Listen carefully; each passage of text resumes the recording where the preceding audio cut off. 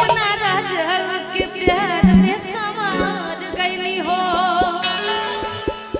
कि एक खुशी रहे लगवारे कि एक खुशी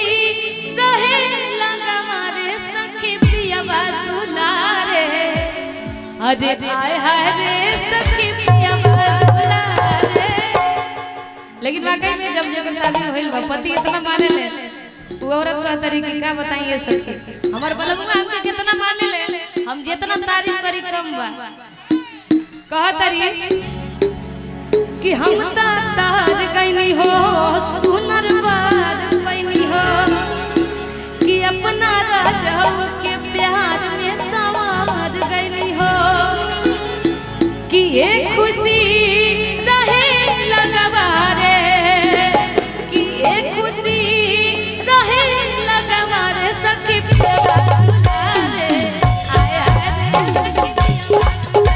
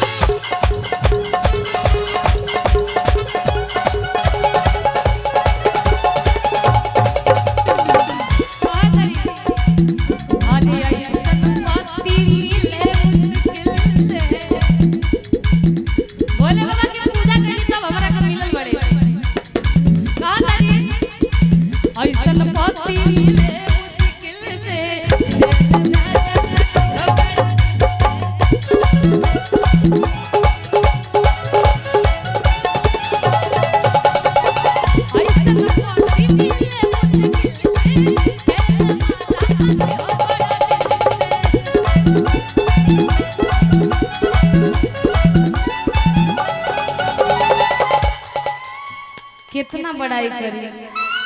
किसे जे मसीरी मन करे सेवारे अगर हम कुछ कहे नहीं तो हमार फरमाइश पूरा हो जाला चाहे कुछ कह दी। कह तारी किसे जे मसीरी मन करे सेवारे किसे जे मसीरी मन करे सेवारे सखी आय हाय